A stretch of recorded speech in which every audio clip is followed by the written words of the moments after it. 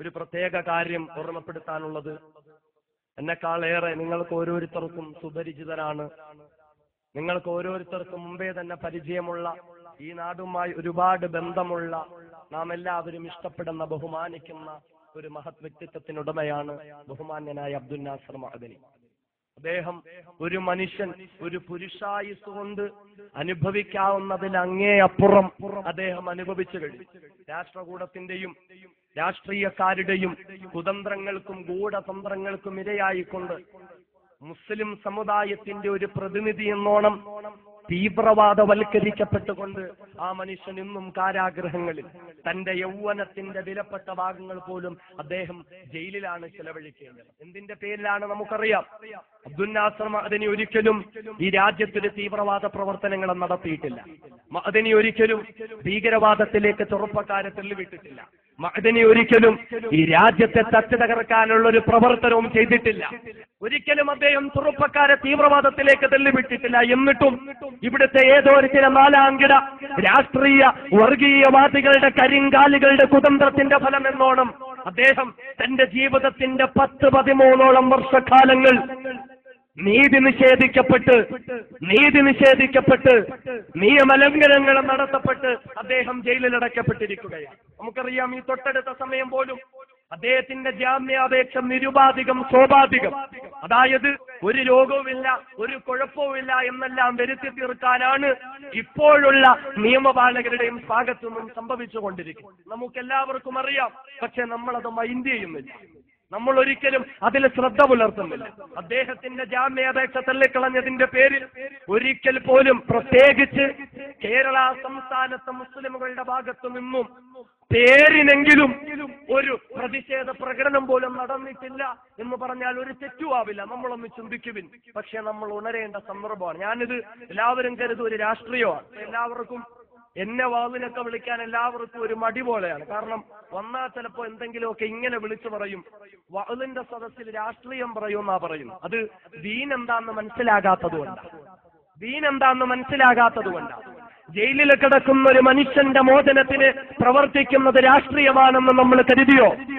അടിച്ചമർത്തപ്പെടുന്ന മനുഷ്യ വിഭാഗത്തിന്റെ മോചനത്തിന് വേണ്ടി സംസാരിക്കുന്നത് രാഷ്ട്രീയമാണെന്ന് നമ്മൾ കരുതിയോ? അള്ളാന്റെ ഖുർആൻ ഒന്ന് തുറക്കുവിൻ.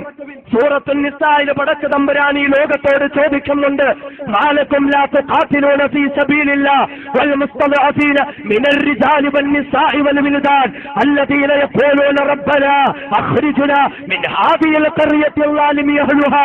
എന്തുകൊണ്ടാണ് അടിച്ചമർത്തപ്പെടുന്ന മർദ്ദിത പീഡിത ജനവിഭാഗത്തിന്റെ മോചനത്തിന് വേണ്ടി നിങ്ങൾ പ്രവർത്തിക്കാത്തത്? അതിനുവേണ്ടി വെറുമരണാങ്കണത്തിലേക്ക് ഇറങ്ങാതിരിക്കാൻ നിങ്ങൾക്ക് എന്ത് ന്യായമാണെന്ന് അല്ലാഹുവിന്റെ വിശുദ്ധ ഖുർആൻ ചോദിക്കുമ്പോൾ, ഇതിനെയൊക്കെ രാഷ്ട്രീയത്തിന്റെ പുള്ളി കുത്തിക്കൊണ്ട് ചാപ്പ കുത്തിക്കൊണ്ട് നമുക്കൊന്ന് ഒഴിവാക്കാൻ പറ്റുമോ? ജയിലിൽ കിടക്കുന്ന നിരപരാധികളായ മുസ്ലിമുകൾക്ക് വേണ്ടി പ്രവർത്തിക്കുന്നതും പ്രാർത്ഥിക്കുന്നതും അത് രാഷ്ട്രീയമായി മാറുമോ? എങ്കിൽ സഹീഹുൽ ബുഖാരി ഒന്ന് മറിച്ചു നോക്കുവിൻ. സഹീഹുൽ ബുഖാരിയിൽ മഹാനായ റസൂലുള്ളാഹി തങ്ങൾ മുസ്ലിമുകൾ പരസ്പരമുള്ള കടമകൾ ഈ ലോകത്തെ പഠിപ്പിക്കുമ്പോൾ അള്ളാന്റെ ഹബീബ് പഠിപ്പിക്കുന്നു, കാരാഗ്രഹങ്ങളിൽ നിരപരാധികളായി നീതി നിഷേധിക്കപ്പെട്ട് കഴിഞ്ഞുകൂടുന്ന മുസ്ലിം ജനതകളുടെ മോചനത്തിന് വേണ്ടി അഹോരാത്രം നിങ്ങൾ പരിശ്രമിക്കുക എന്ന് പഠിപ്പിക്കുന്നു ആനായ നബി മുഹമ്മദ് മുസ്തഫ സല്ലല്ലാഹു അലൈഹി വസല്ലം. ഇത് ഒരു രാഷ്ട്രീയമാണോ? ഇത് രാഷ്ട്രീയമാണോ? മാലക്കും ലാ തുഖാതിലൂൻ എന്നുള്ള ആയത്ത് മുന്നിൽ വെച്ചുകൊണ്ട് മഹാനായ ഇമാം ഖുർത്തുബിയെ പോലെയുള്ള ഇമാമിങ്ങൾ പറയുന്നു, സായുധപരമായും സാമ്പത്തികപരമായും ജയിലിൽ കിടക്കുന്ന മുസ്ലിമീങ്ങളെ മോചിപ്പിക്കാൻ നാം ഒന്നാകണമെന്നാണ്. ഇവരൊക്കെ രാഷ്ട്രീയക്കാരായിരുന്നു. ആ അബദ്ധധാരണ ആദ്യം നമ്മൾ മാറ്റിവെച്ചു. മഅദനിയുടെ രാഷ്ട്രീയം നമുക്ക് വേണ്ട, മഅദനിയുടെ പാർട്ടി നമുക്ക് വേണ്ട.